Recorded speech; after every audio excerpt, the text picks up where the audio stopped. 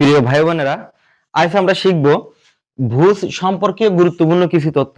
ভুজ মানে কি জানি? ভুজ অর্থ হলো বাহু, অর্থাৎ বাহু সম্পর্কে গুরুত্বপূর্ণ কিছু তথ্য। সর্বপ্রথম আমরা খেয়াল রাখবো কোন চিত্রের যে কয়টি ভুজ অর্থাৎ যে কয়টি বাহু তার সেই কয়টি শীর্ষবিন্দু। একটু দেখি, আমি সর্বপ্রথম একটি ত্রিভুজ আঁকালাম। এই ত্রিভুজটির যে কয়টি বাহু ঠিক সে কয়টি ওর শীর্ষবিন্দু, অর্থাৎ এই ত্রিভুজের বাহু হলো তিনটি, একটি বাহু, দুইটি বাহু, তিনটি বাহু। সুতরাং এর শীর্ষবিন্দু কয়টি? তিনটি, একটি, দুইটি, তিনটি।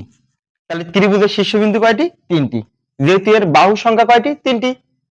এখন ত্রিভুজ না হয়ে যদি চতুর্ভুজ হতো তাহলে কেমন হতো? আমি এখানে একটা চতুর্ভুজ আঁকালাম। এই চতুর্ভুজের বাহু হলো কয়টি? বাহু চারটি। এখন তাহলে এর নিঃসন্দেহে এর শীর্ষবিন্দু কয়টি হবে? একটি, এই যে একটি, দুইটি, তিনটি, চারটি। এক, দুই, তিন, চার, চারটি বাহু, তাই জন্য এর শীর্ষবিন্দু কয়টি? চারটি। আমাদের মাঝে মাঝে সাধারণ জ্ঞানে অর্থাৎ কোন চাকরির পরীক্ষায় এমন এমসিকিউ আমরা পেয়ে থাকি, যদি আমরা এখানে পঞ্চভুজ, অর্থাৎ পঞ্চভুজ মানে কি? পঞ্চ মানে পাঁচ, আর ভুজ মানে কত? মানে ভুজ মানে অর্থ বাহু। তো আমি যদি এখানে লিখি মানে দুইটা, তিনটা, চারটা, পাঁচটা, তাহলে এটা হলো পঞ্চভুজ, যেহেতু পাঁচটি বাহু। তো পঞ্চভুজ যদি হয়ে থাকে অর্থাৎ একটা ভুজ, দুইটা, তিনটা, চারটা, পাঁচটা, পঞ্চভুজ। তাহলে এর শীর্ষবিন্দু তাহলে কয়টি হবে? এর শীর্ষবিন্দু যদি দেখি একটি, দুইটি, তিনটি, চারটি, পাঁচটি। তাহলে আমরা আজ প্রথম শিখলাম কোন চিত্রের যে কয়টি ভুজ অর্থাৎ যে কয়টি বাহু তার সেই কয়টি শীর্ষবিন্দু। এখন আসি, কোন মানে যে কোনো ত্রিভুজ বলি, চতুর্ভুজ বলি বা পঞ্চভুজ, ষড়ভুজ, যত ভুজ হোক না কেন এদের ক্ষেত্রফল কিভাবে নির্ণয় করবো, মানে এদের কোণগুলোর সমষ্টি কত ডিগ্রি কিভাবে নির্ণয় করবো একটু দেখি। আমরা জানি এই যে ত্রিভুজের তিন কোণের সমষ্টি, এক, দুই, তিন, ত্রিভুজের তিন কোণের সমষ্টি হলো 180 ডিগ্রি। তিন কোণের সমষ্টি কত ডিগ্রি? 180 ডিগ্রি। তাহলে এটা চতুর্ভুজ মানে এই চিত্রে যে শুধু চতুর্ভুজ তা না। আমরা যদি এখানে বর্গক্ষেত্র আঁকাই, অর্থাৎ যে চতুর্ভুজের চারটি বাহু পরস্পর সমান এবং কোণগুলো সমকোণ, তাকে কি বলে? তাকে বর্গক্ষেত্র বলে। তাহলে এখানে চারটি বাহু, এই যে চারটি বাহু দ্বারা আবদ্ধ সকল চিত্রকে কি বলা হবে? চতুর্ভুজ বলা হবে। তাহলে নিঃসন্দেহে এটাও চতুর্ভুজ। আবার যদি আমরা আয়তক্ষেত্র যদি তৈরি করি, আয়তক্ষেত্র যে চতুর্ভুজের বিপরীত বাহুগুলো সমান ও সমান্তরাল, অর্থাৎ এই চিত্রের এই বাহু আর এই বাহু সমান এবং এই বাহু আর এই বাহুটা সমান এবং কোণগুলো সমকোণ, তাকে কি বলে? আয়তক্ষেত্র বলে। এখন আসি, তাহলে এটা গেল বর্গক্ষেত্র, এটা গেল আয়তক্ষেত্র। এখন যদি আমরা রম্বস যদি আঁকাই, রম্বস, এই বর্গক্ষেত্রটা যদি আমরা বিকিয়ে দিই, তাহলে বিকিয়ে যদি দিই তাহলে যে চিত্রটা হবে এটাকে বলা হবে কি? রম্বস। এই যে রম্বস। ত্রিভুজের ক্ষেত্রফল নির্ণয় সূত্র জানি আমরা, হাফ ইন্টু ভূমি গুণ উচ্চতা, অর্থাৎ হাফ ইন্টু ভূমি গুণ উচ্চতা। এবার যদি বর্গক্ষেত্রের ক্ষেত্রফল নির্ণয় সূত্র জানি আমরা, বাহু গুণ বাহু। আয়তক্ষেত্রের ক্ষেত্রফল নির্ণয় জানি, ক্ষেত্রফল নির্ণয় করতে জানি আমরা দৈর্ঘ্য গুণ প্রস্থ, ক্ষেত্রফল নির্ণয় করতে পারি দৈর্ঘ্য গুণ প্রস্থ। এবং যদি আমাদের এখানে যদি আমাদের রম্বসের ক্ষেত্রফল নির্ণয় করতে বলে, তো রম্বসের যেটা প্রয়োজন ক্ষেত্রফল নির্ণয় করতে গেলে কর্ণ, এই কর্ণ আর এই কর্ণ, অর্থাৎ হাফ ইন্টু কর্ণদ্বয়ের, মানে কর্ণ দুইটা, এই একটা কর্ণ আর একটা কর্ণ, তাহলে হাফ ইন্টু কর্ণদ্বয়।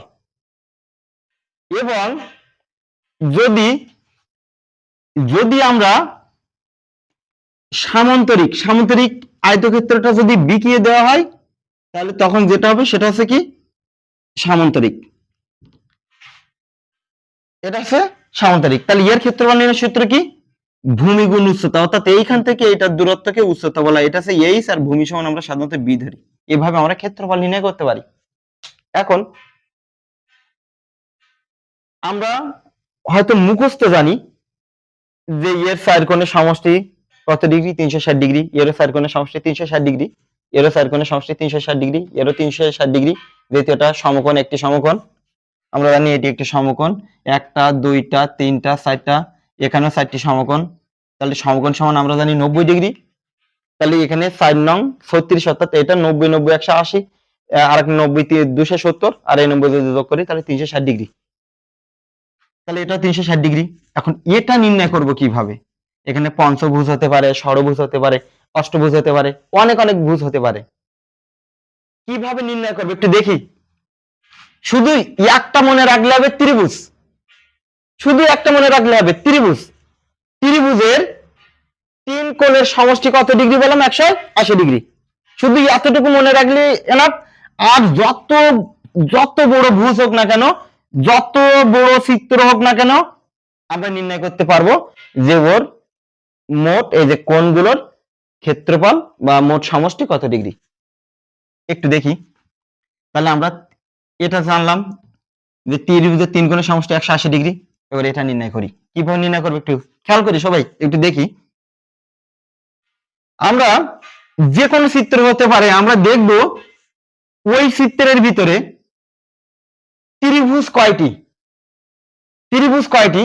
এখানে যদি দেখি আমরা, এখান থেকে যদি এইখানে যদি দাগ দিই, এইখান থেকে এই পর্যন্ত যদি দাগ দিই, একটা দাগ যদি এই কর্ণ থেকে ওই কর্ণ যদি মিলাই, আমরা কিন্তু এই কর্ণ থেকে এই কর্ণ আর মিলাবো না। দেখবো এমন ভাবে আমরা কর্ণ তৈরি করব যেন যে কর্ণটা দিয়েছে ওকে যেন ছেদ না করে, কোনো ছেদ করবে না। তাহলে এখানে দেখতেছি দুইটা ত্রিভুজ তৈরি। কয়টা ত্রিভুজ? দুইটা। তা দুইটা যদি হয়ে থাকে তাহলে এইটা আমরা জানি এই একটা ত্রিভুজ, তো এই একটা ত্রিভুজ সমান আমরা জানি 180 ডিগ্রি, আর এই একটা ত্রিভুজ সমান কত ডিগ্রি? 180 ডিগ্রি। তাহলে এটা 360 ডিগ্রি। তাহলে আমরা এটা বের করে ফেললাম 360 ডিগ্রি। এটা একই রকম ভাবে একটা যদি জানি ত্রিভুজের, তাহলে এখানে দুইটা ত্রিভুজ, এটা 180 ডিগ্রি, এটা 180 ডিগ্রি। তাহলে এটা একই রকম ভাবে এটা 180 ডিগ্রি, তাহলে এই নিচের এই ত্রিভুজটা কত ডিগ্রি হবে? 180 ডিগ্রি। এখানে কিন্তু ছেদ করছি, ছেদ করা যাবে না, কোনো ছেদ করা যাবে না। তাহলে এখানে দুইটা ত্রিভুজ, এই 180 ডিগ্রি, এই 180 ডিগ্রি, 360 ডিগ্রি। এটাও যদি আমরা কোণাকোণি এইরকম যদি কর্ণ তৈরি করি, তাহলে দুইটা ত্রিভুজ তৈরি হবে এখান থেকে এই পর্যন্ত। তাহলে 180 ডিগ্রি, 180 ডিগ্রি, চতুর্ভুজ। এরপর আসি এই যে বাহুটা, এই যে পঞ্চভুজ, মানে 5টি বাহু, এই চিত্রটার, এই যে পঞ্চভুজ, এই চিত্রটার কোণগুলোর সমষ্টি কত ডিগ্রি একটু দেখি। সব একটু লক্ষ্য করি। আমরা দেখবো যে এই চিত্রের ভিতরে ত্রিভুজ কয়টি। এইখান থেকে এইখান থেকে এই 2 নম্বর যদি মিলাই, একটা ত্রিভুজ, একটি। এখন দেখছি যে আর ত্রিভুজ বানানো যায় কিনা, অবশ্যই যায়। এইখান থেকে এই মিলে গেল, তাহলে একটি ত্রিভুজ, একটি ত্রিভুজ, একটা ত্রিভুজ। আর কিন্তু মেলানো যায় না। এখান থেকে দাগ গেলে যদি নিয়ে যেতে, এই যে বাহুটা, এই বাহুটা ছেদ করবে, ছেদ করা যাবে না। তাহলে খেয়াল রাখতে হবে, আমাদের ত্রিভুজ তৈরি হলো একটি একটি একটি। তাহলে এটা যদি 180 ডিগ্রি হয়, এটাও 180 ডিগ্রি, এটাও 180 ডিগ্রি, অর্থাৎ এই তিনটা। তাহলে এখানে তৈরি হয়েছে ত্রিভুজ কয়টি? তিনটি, একটি দুইটি তিনটি। তাহলে 3 18 কত? 54, মোট হচ্ছে 540 ডিগ্রি। এই যে কোণগুলো সমষ্টি কত ডিগ্রি? মোট 540 ডিগ্রি। পঞ্চভুজ জানলাম। তাহলে ষড়ভুজ, ষড়ভুজে খেয়াল করি। তাহলে যার কয়টি বাহু থাকবে? 6টি বাহু। একটি বাহু, দুইটি বাহু, তিনটি বাহু, চারটি বাহু, 5টি বাহু, 6টি বাহু। এই যে ষড়ভুজ, 6টি বাহু। তাহলে এর নিঃসন্দেহে শীর্ষবিন্দু কয়টি? 6টি। একটি দুইটি তিনটি চারটি পাঁচটি 6টি, 6টি বাহু, তাই জন্য এর শীর্ষবিন্দু কয়টি? 6টি। এখন এই যে এরকম একটা প্রশ্ন হতেই পারে যে ষড়ভুজের একটি চিত্র, ষড়ভুজ, এর কোণগুলোর সমষ্টি কত ডিগ্রি? এই যে কোণগুলোর সমষ্টি কত ডিগ্রি। তাহলে এটা খেয়াল করি, কি বলছে যে আগে দেখবো ওই চিত্রটার ভিতরে ত্রিভুজ কয়টি, ত্রিভুজ। তাহলে এখান থেকে যদি আমরা এইখান থেকে যদি এই মাপটা নিলাম, একটা ত্রিভুজ হয়ে গেল, মানে একটা দাগ দিয়ে দিলাম। আবার এইখান থেকে একটা দিয়ে গেলাম, ত্রিভুজ হয়ে গেল। এখন একটা জিনিস খেয়াল করব, এইখান থেকে আরেকটা ত্রিভুজ বানানো যাবে, যেহেতু এই একটা কোণ, তাহলে এইখান থেকে এটা মাপ নিয়ে নিলাম। তাহলে এখানে ত্রিভুজ তৈরি হয়েছে কয়টি, ত্রিভুজ তৈরি হলো 4টি, একটি, দুইটি, তিনটি, 4টি। তাহলে এ যদি 180 ডিগ্রি হয়, এ 180 ডিগ্রি, 180 ডিগ্রি, 180 ডিগ্রি, অর্থাৎ এই ষড়ভুজের ক্ষেত্রফল হবে 180 ডিগ্রি গুণ ত্রিভুজ কয়টি, 4টি, অর্থাৎ 4 18 কত 72, 720 ডিগ্রি। আমরা এভাবে প্রত্যেকটা চিত্রের, যে কোনো চিত্রের, সেটা হতে পারে ত্রিভুজ, চতুর্ভুজ বা আরো অনেক বড় বড় বাহু, মানে অনেকগুলো সংখ্যক বাহু দিয়ে তৈরি যে কোনো চিত্রের আমরা কি নির্ণয় করতে পারি, ওর কোণগুলো সমষ্টি নির্ণয় করতে পারি। এখন আসি, তাহলে কি আমরা অনেক বড় বড়, যখন যদি বলে 10 ভুজ, তাহলে 10 ভুজ মানে কি 10টা বাহু, বা 10 বা 12 ভুজ মানে 12টা বাহু। তাহলে এগুলো নির্ণয় করার জন্য কি করবো, 12 ভুজের ভিতরে কতগুলো ত্রিভুজ আছে, তাই এরকম ভাবে খুঁজে খুঁজে মানে বের করবো ত্রিভুজ, এরকম দাগ দিয়ে দিয়ে করবো না। একদম আমি সম্পূর্ণ ইজি ভাবে একদম সম্পূর্ণ বলে দিচ্ছি যে কিভাবে করব। ভাই একটু খেয়াল করি, মনে রাখতে হবে, এইটা মনে রাখতে হবে যে এই ত্রিভুজের এখানে বাহু কয়টি, ত্রিভুজের বাহু 3টি, এই বাহু সংখ্যার থেকে 2 বাদ, অর্থাৎ ত্রিভুজের বাহু 3টি, বুঝে নিতে হবে, আমার কথা বুঝতে হবে। ত্রিভুজের বাহু 3টি, এই 3টি থেকে 2 বাদ দিলাম, তাহলে 2 বাদ দিলে 1। তাহলে ত্রিভুজ যদি হয় মানে 3টা ভুজ 3টা বাহু, তাহলে এর থেকে 2 বাদ দিলে 1, অর্থাৎ এখানে একটা ত্রিভুজের মাপ 180 ডিগ্রি। তাহলে চতুর্ভুজ, তাহলে এখানে বাহু কয়টা, 4টা, তাহলে 4টা থেকে খেয়াল করতে হবে লজিক, 4টা বাহু চতুর্ভুজ, 4টা থেকে 2 বাদ দিলাম, থাকে কত, 2, অর্থাৎ এই চতুর্ভুজের ভিতরে 2টা ত্রিভুজ, চতুর্ভুজের ভিতরে 2টা ত্রিভুজ। তাহলে 2টা ত্রিভুজ যদি হয় তাহলে 180 ডিগ্রি আর 180 ডিগ্রি, তাহলে 360 ডিগ্রি, এটা গেল চতুর্ভুজ। এরপর আসি পঞ্চভুজ, তাহলে পঞ্চভুজ, তাহলে বাহু কয়টি, 5টি, 5টি যদি বাহু হয়, এই 5টি যদি বাহু হয় ওর থেকে 2 বাদ, তাহলে 5টি বাহু থেকে যদি 2 বাদ দিই, তাহলে আমাদের থাকবে কত, 3, অর্থাৎ এই তিনটা হচ্ছে এর ভিতরে ত্রিভুজ। এই যে দেখেন, ছিল আমাদের পঞ্চভুজ, ওর থেকে আমি বলছি কত বাদ দিতে বলছি, 2, মনে মনে বাদ দিতে হবে কত, 2 বাদ দিলে তাহলে আমাদের কত, 1 2 3, তাহলে এর ভিতরে 3টা ত্রিভুজ। তাহলে ওই 3টা ত্রিভুজ সমান আমরা 3টে 180 যদি যোগ করি, যেটা বের হবে এটা হচ্ছে ওই চিত্রটার বা পঞ্চভুজের ক্ষেত্রফল, কোণগুলোর সমষ্টি।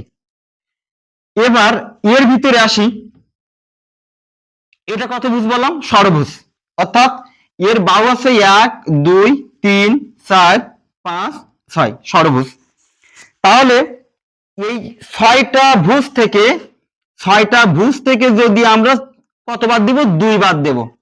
তাহলে 6টা ভুজ থেকে যদি আমরা 2 বাদ দিই, 6টা ভুজ থেকে যদি আমরা 2 বাদ দিই, তাহলে আমাদের অবশিষ্ট থাকতেছে কত, 4। অর্থাৎ এখানে তাহলে ত্রিভুজ সংখ্যা কত, 4। আমরা ত্রিভুজ সংখ্যা বের করব, কোন চিত্রের ভিতরে যতগুলো ভুজ হোক না কেন, ওই চিত্রের ভিতরে ত্রিভুজ সংখ্যা বের করতে গেলে কি করব, যতগুলো বাহু থাকবে তাছাড়া 2 বাদ। আমরা যদি 10 ভুজের একটা চিত্র থাকে, কোন চিত্র আঁকানোর দরকার নেই, চিত্রের ভিতরে ত্রিভুজ বা কোনো কিছু করার দরকার নেই, ডিরেক্টলি কি করব, 10 ভুজ, তাহলে 10 থেকে আমরা কত বিয়োগ করব, 2 বিয়োগ করব। তাহলে 2 বিয়োগ করলে থাকবে কত, 8। অর্থাৎ ওই 8টাকে যদি আমরা 180 দিয়ে গুণ করি, তাহলে যেটা বের হবে এটা হচ্ছে ওই 10 ভুজের কোণগুলোর সমষ্টি।